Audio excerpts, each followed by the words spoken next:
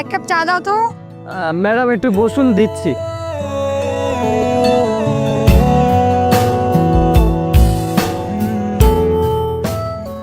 এই আর কতক্ষণ লাগবে চা দিতে?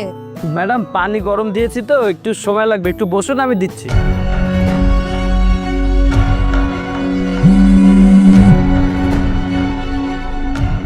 আরে আর বলিস না, ক্যাম্পাস থেকে বের হয়েছে চায়ের দোকানে চা খাবো, মামার পানি গরম হয় না।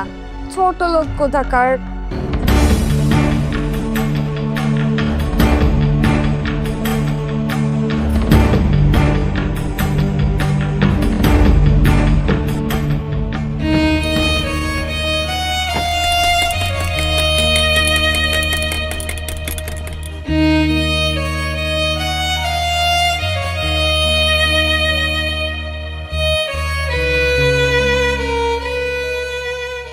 ম্যাডাম, আমার নাম ছোট লোক না, আমার নাম দীপ্ত।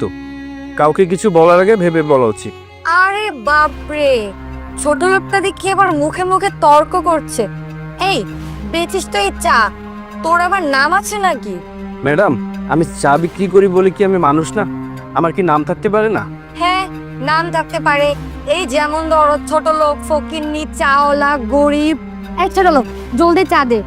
তোর সাথে কথা বললে আমার মান সম্মান থাকবে না, মানুষজন দেখছে। কই দে। এই চা দে। দিচ্ছি ম্যাডাম। আরে ছোট লোকের বাচ্চা, কি করলি তুই? দেখে শুনে কাজ করতে পারিস না? ম্যাডাম, আমি ইচ্ছা করে ফেলিনি, আর তাছাড়া আপনি তো আমাকে পায়বা দিয়ে ফেলে দিলেন। এই ছোট লোকের বাচ্চা, নিজে ভুল করে আমার মুখে মুখে তর্ক করিস? আরে আপনিই তো আমাকে ফেলে দিলেন, আমার জামাটা নষ্ট করে দিলেন। তোদের মতো ছোট লোকদের পোশাক এমনিতেই নোংরা থাকে, আর তোদের পোশাক দেখলেই না বোঝা যায় যে তোরা বস্তিতে থাকিস। আমি যা করেছি বেশ করেছি, কি করবি কর। পোশাক দেখে মানুষকে বিচার করেন? আপনি একটা বেয়াদব। আমার চায়ের বিল দিয়ে এখান থেকে চলে যান। কি তোর এত বড় সাহস, তুই আমাকে বেয়াদব বলিস? তোর একটা টাকাও পাবি না, ছোট লোকের বাচ্চা। ম্যাডাম, আপনি যদি মেয়ে মানুষ না হতেন না, এই হাত এতক্ষণ ভেঙে ফেলতাম।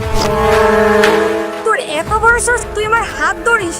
তোর কি অবস্থা করে তুই দেখে নিস। নিজের সম্মান নিয়ে ভালোই ভালো এখান থেকে চলে যান, না হলে পরে যে কি হবে আমি কিন্তু বলতে পারবো না। আর হ্যাঁ,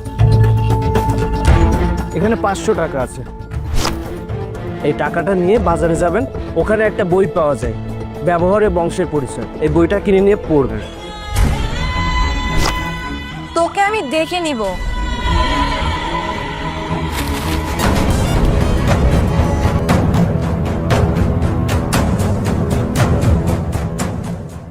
কি রে, এত দেরি হলো কেন? আর বলিস না, মাথাটা পুরো গরম হয়ে গেছে।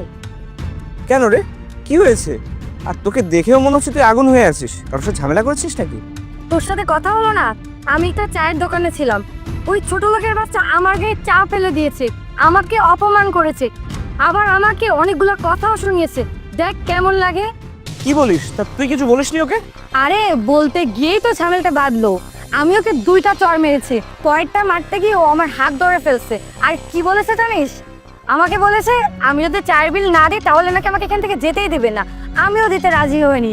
তারপর আমাকে 500 টাকাতে নোট ধরিয়ে দিয়ে বলেছে ব্যবহারের বংশের পরিচয় নামক বইটি বাজার থেকে কিনে আনতে। দেখ কেমন লাগে, কত বড় সাহস। কি এত বড় সাহস? ওর একটা ব্যবস্থা করতে হবে। আরে কই যাচ্ছিস? ওকে মারতে। পাগল নাকি তুই? তুই এখন গরিব চাওয়ার সাথে মারামারি করবি, ঝগড়া করবি? মানুষ দেখে কি বলবে? মানুষ তো ছিছি করবে। তাহলে ওকে শাস্তি কি করে দেবো? আরে বোকা, ওদের মতো গরিব ছোট লোকদের না হাতে মারতে নেই, ওদেরকে ভাতে মারতে হয়। বুঝতে পেরেছি। আচ্ছা, এখন আর রাগ করে থাকিস না, ওর ব্যবস্থা না হয় পরে করবো, কিন্তু এখন আমার সাথে চল না। আগামীকাল আমার গার্লফ্রেন্ডের বার্থডে, একটা গিফট কিনতে হবে। তোর গার্লফ্রেন্ডের জন্য গিফট কিনতে আমি কেন যাব? কারণ ও আমার গার্লফ্রেন্ড হলো, তুই তো আমার বেস্ট ফ্রেন্ড। আচ্ছা ঠিক আছে, চল। চল। এই যারা, হ্যাঁ ভাইয়া বলো। এদিকে আয় তো।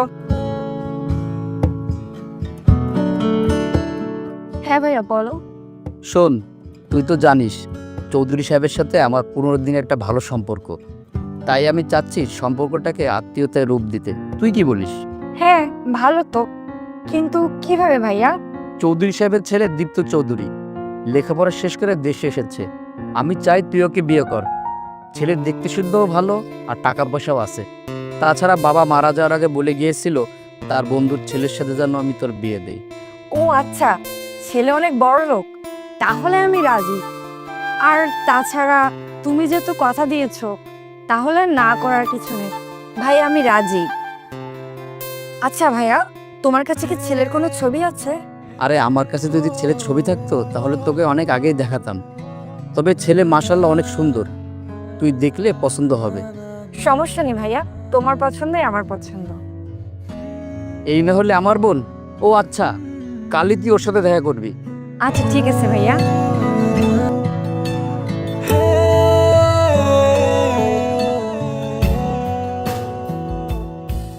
কিরে যারা, তুই যে আমাকে তাড়াহুড়ো করে ডেকে নিয়ে আসলি, তোর জন্য একটা ভালো জামাও পরতে পারলাম না। এখন কোথায় তোর সে পছন্দ করা কোটিপতি ছেলে কোথায়? এই, আমার পছন্দ করার ছেলে মানে? আমি তো ওনাকে দেখিনি, নামও জানি না। ওনাকে তো পছন্দ করেছে ভাইয়া। আমি অবশ্য প্রথমে রাজিও নেই, পরে শুনেছি ছেলে অনেক বড় লোক, ওদের নাকি অনেক বিজনেস আছে, গাড়ি আছে, বাড়ি আছে। তাই আর আমি মানা করিনি, রাজি হয়ে গিয়েছি। এ না হয় বুঝলাম যে ছেলে অনেক বড় লোক, কোটিপতি, কিন্তু এখনো আসছে না কেন? আর কতক্ষণ দাঁড়িয়ে থাকবো? আরে দাঁড়া দাঁড়া, একটু ওয়েট কর, আসবে। হ্যালো, কে বলছেন? আমি দীপ্ত। আপনি হয়তো আমার সাথে দেখা করতে এসেছেন। ইনফ্যাক্ট আপনার ভাই আর আমার বাবা দুজনে মিলে আমাদের বিয়েটা ঠিক করে রেখেছে। জি জি জি, আমি বুঝতে পেরেছি। আমি তো অলরেডি ওখানে চলে আসছি। আপনি কোথায়? আমরা তো অনেকক্ষণ ধরে ওয়েট করছি। না, আসলে আমি আজ আসতে পারছি না, তার জন্য সরি। আপনি তো জানেন ঢাকা ছাড়া দেশের বিভিন্ন এলাকায় আমাদের অনেকগুলো কোম্পানি রয়েছে।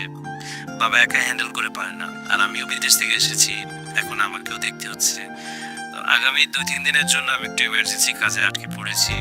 তো আমি আপনাকে এনশিওর করছি 2-3 দিন পরে আপনার সাথে আমি আবার দেখা করে নেব। So sorry. কি কি হলো? ফোন কাটার সাথে সাথে দেখলাম মন খারাপ হয়ে গেল। কে ফোন করেছিল? আরে, যার সাথে দেখা করতে এসেছি না, মানে যার সাথে বিয়ে ঠিক হয়েছে আমার, সেই ফোন করেছে। বিজনেসের কাজে রংপুর যেতে হবে, সে এখন দেখা করতে পারছে না। 2-3 দিন পর আসবে, তখন নাকি দেখা করবে। আরে আজব তো, তাইতে মন খারাপ করার কি আছে? 2-3 দিন তো ব্যাপার, এসেই তো তোর সাথে আবার দেখা করছে। আর এমন তো না যে এসে তোকে আর বিয়ে করবে না। তাহলে 2-3 দিন একটু অপেক্ষা কর। আচ্ছা ঠিক আছে। আচ্ছা শোন না, আমার না মাথায় একটা প্ল্যান এসেছে, হাতে তো অনেক সময় আছে। চল এক কাপ চা খেয়ে আসি, আর এই ছোট লোকের বাচ্চাটাকে একটা উচিত শিক্ষা দিয়ে আসি। গুড আইডিয়া, চল। শিখর, ওই দেখ সে ছোট লোকের বাচ্চাটা। আচ্ছা শোন, ওকে। এই 2টা চা দিস তো। জি ভাই।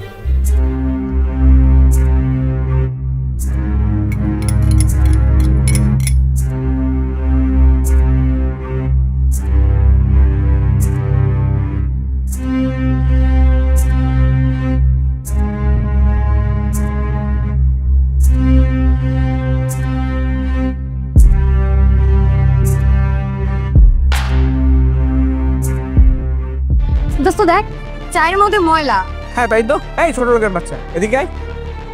হ্যাঁ ভাই। রামচন্দ্র, এই ফকিনীর বাচ্চা, তার মধ্যে সব কি? হ্যাঁ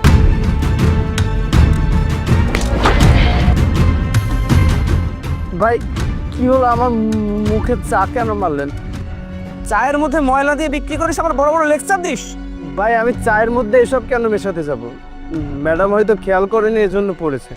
কি তোর এত বড় সাহস, নিজে ভুল করে আবার আমার দিকে আঙুল তুলিস? তোর আঙুল রেস্ট আমি রাখবো না। ম্যাডাম, ম্যাডাম কি করছেন? ম্যাডাম, ম্যাডাম ছেড়ে দে। ম্যাডাম, ম্যাডাম কি করছেন ম্যাডাম? আঙুল পুড়ে গেল ম্যাডাম। ম্যাডাম তোর চা বিক্রি করে না জনমের মতো মিটিয়ে দেবো। দোকান শুধু তোকে তুলে এই নদীতে ফেলে দেবো একদম। এই চল তো, এদের পোশাক দেখলে বোঝা যায় এরা যে বস্তির ছেলে। আর এদের সাথে কথা বললে মানুষ তো ছিচি করবে। হ্যাঁ চল।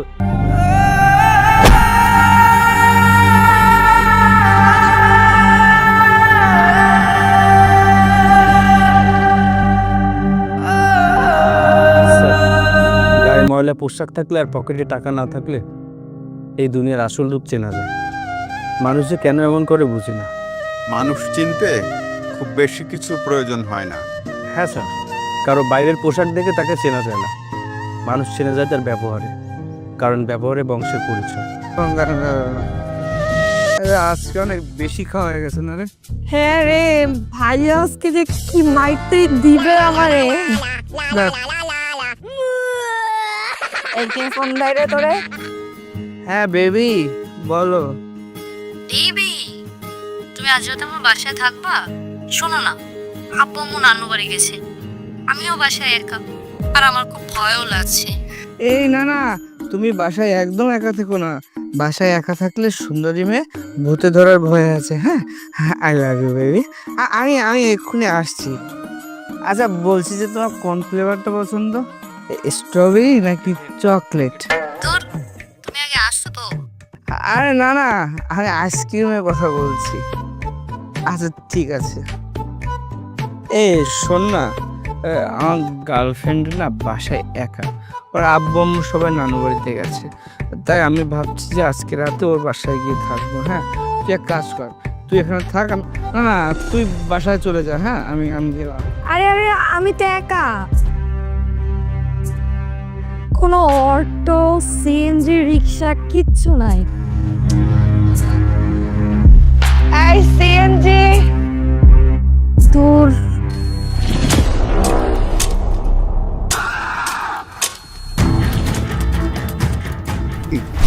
আচ্ছা তোর যা কিছু আছে সব কিছু বের করে দে, না হলে কিন্তু একদম নামাই দেবো। এই মা তুই একদম চিল্লাবি না, যা কিছু আছে সব কিছু বের কর, না হলে কিন্তু এক্ষুনি কল্লা নামাই দিব। চিল্লালি কিন্তু একদম কল্লা নামাই দিব, তোর কল্লা নামাই দিব। যা কিছু আছে বের করে দে, চিল্লাবি না, চিল্লালি কিন্তু একদম লড়ি নামাই দিব তোর। চোখ একদম চোখ।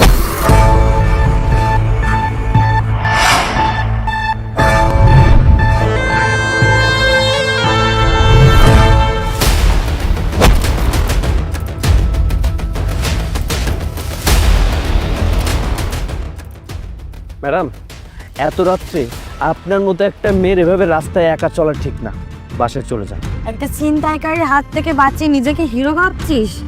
জ্ঞান দেওয়ার সুযোগ পেয়ে আমাকে জ্ঞান দিচ্ছিস? আচ্ছা যাই হোক, যা। ধন্যবাদ। আচ্ছা কত টাকা লাগবে? বল, আমি তোকে দিতেছি। কত টাকা লাগবে? ম্যাডাম, বিপদের সময় কিন্তু আপনার এই অহংকার আপনাকে বাঁচায়নি। ওই ছিনতাইকারী কিন্তু আপনার ব্যাকগ্রাউন্ড দেখে গলায় ছুরি ধরেনি, এই ছোট লোকের বাচ্চাটা আপনাকে বাঁচিয়েছে। উপকার করলে কৃতজ্ঞতা স্বীকার করতে হয়, তাই বলে টাকা দিয়ে সবকিছু কেনা যায় না। তবে আপনার মতো মানুষের থেকে আমি কৃতজ্ঞতা আশা করি না। আপনার জায়গায় যে কেউ থাকলে আমি একই কাজই করতাম। আপনি আমাকে যে টাকাটা দিতে চেয়েছিলেন ওটা একটা রিক্সাওয়ালাকে দিবেন ভাড়া হিসেবে। আসি। ছেলের বাবা আমাকে ফোন করছিল, তাই আমি ভাবলাম তোদের একসাথে দেখা না করিয়ে আমরা সবাই মিলে ওর সাথে দেখা করি। যদি তোদের একজন আর একজনকে পছন্দ হয় তাহলে আমরা বিয়ের দিন তারিখ ঠিক করব। এতে কি তোর কোনো আপত্তি আছে? না ভাইয়া, আমার কোনো আপত্তি নেই। কিন্তু ভাইয়া, আমি সৈকতকে নিয়ে যেতে পারি? হ্যাঁ, সৈকতকে তো আমি চিনি, ও তোদের খুব ভালো বন্ধু, তুই একে নিয়ে যাস, কোনো আপত্তি নেই। আচ্ছা ভাইয়া, ঠিক আছে।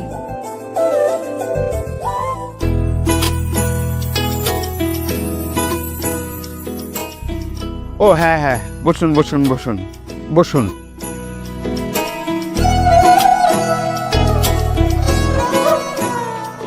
আসসালামু আলাইকুম আঙ্কেল। আঙ্কেল আপনি কেমন আছেন? হ্যাঁ ভালো আছি। এই যে আমার বোন যারা। আসসালামু আলাইকুম আঙ্কেল, কেমন আছেন? হ্যাঁ আলহামদুলিল্লাহ মা, ভালো আছি। তুমি কেমন আছো মা? জি আঙ্কেল, আপনাদের জয় ভালো আছি। আচ্ছা মা, উনি কে? আঙ্কেল, ও আমার ফ্রেন্ড সৈকত, আমরা একই সাথে পড়াশোনা করেছি। আঙ্কেল আপনি তো বলেছিলেন আপনার ছেলে আসবে, কোথায় আপনার ছেলে? আমার বোন তো আপনার ছেলেকে দেখার জন্য ব্যাকুলে বসে আছে। ও হ্যাঁ, অফিসের কাজে হয়তো ব্যস্ত, হয়তো এখনই চলে আসবে। আপনারা শুরু করুন।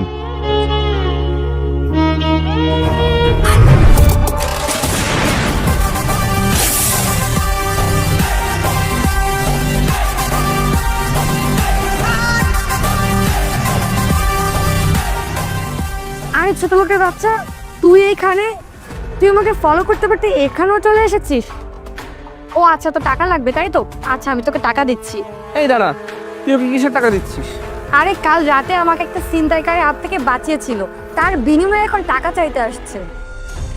বুঝলাম না, কে রে তুই? রনে বনে জলে জঙ্গলে যেখানে যাস সেখানে হাজির হয়ে যাস। আসলে কে তুই বলতো? যারা সৈকত, তোরা এইভাবে কথা বলছিস কেন? তো এইভাবে কথা বলবো না কিভাবে কথা বলবো? তুমি জানো ওকে? ও খুবই বিয়াদব একটা ছেলে। ও একটা চায়ের দোকানদার। ও আমার সাথে খুব বিয়াদবি করেছে, আর এখন তো যেখানে সেখানে আমাকে ফলো করে। হ্যাঁ ভাইয়া, যারা ঠিক কথাই বলেছে। দেখুন, সামান্য কয়টা টাকার জন্য এখানে পর্যন্ত চলে এসেছে, তাহলে বুঝুন ও কেমন। এই থামো তোমরা, তোমরা আর একটা কথা বলবে না। ওকে আমি ভালো করে চিনি। তুমি চিনো ওকে? কিভাবে চেনো তুমি ওকে? তোর জন্য আমি যে ছেলে পছন্দ করেছি, এই সেই ছেলে, দীপ্ত চৌধুরী। কি বলছো ভাইয়া? তোমার নিশ্চয়ই কোথাও ভুল হচ্ছে। আমার তো কিছুতেই বিশ্বাস হচ্ছে না। হ্যাঁ, তোমার ভাইয়া ঠিকই বলেছে। ওই আমার একমাত্র ছেলে দীপ্ত, দীপ্ত চৌধুরী, চৌধুরী গ্রুপ অফ ইন্ডাস্ট্রিজের একমাত্র মালিক। কি বলছেন আঙ্কেল? মানে ও এতদিন এভাবে, মানে কিভাবে, কি আমি কিছুই বুঝতে পারছি না। আমি বলছি, আপনার যার সাথে বিয়ে ঠিক হয়েছিল সে হলাম আমি, দীপ্ত চৌধুরী। চৌধুরী গ্রুপ অফ ইন্ডাস্ট্রিজের মালিকের একমাত্র ছেলে, একজন গরিব চাওয়ালা, যার কোনো নাম থাকতে পারে না। গরিব, ছোট লোক, বস্তির ছেলে, এগুলো তার নাম হতে পারে। আর আপনি এটাও বলেছিলেন, পোশাক দেখে বোঝা যায় যে কে কেমন পরিবারের সন্তান। ম্যাডাম, কে কেমন পরিবারের সন্তান সেটা পোশাক নয়, তার ব্যবহার দেখে বোঝা যায়। যেমন আপনারটা দেখে আমি বুঝেছি। আমার বাবা আপনার ছবি আমাকে দেখিয়েছিল। প্রথম দেখায় আমি আপনাকে পছন্দ করেছিলাম, কিন্তু সারা জীবন যার সাথে কাটাবো তাকে একটু পরীক্ষা করে দেখতে চেয়েছিলাম। আমার বাবা প্রস্তাবে রাজি হয়ে যায়, আর বাকিটা সব আপনাদের জানা। ম্যাডাম, মানুষকে কিভাবে চিনবেন জানেন? মানুষের অহংকার বলে দেয় তার কতটা টাকা আছে, মানুষের ব্যবহার বলে দেয় তার পরিবার কেমন, চোখ বলে দেয় উদ্দেশ্য কি, আর শরীর বলে দেয় কতটা পরিশ্রম করেছি। পোশাক কিন্তু কিছুই বলে দেয় না কে কেমন মানুষ। আচ্ছা, আমি এই পোশাকে আছি দেখে আমাকে গরিব মনে হচ্ছে, তাই না? ওয়েট, রাসেল,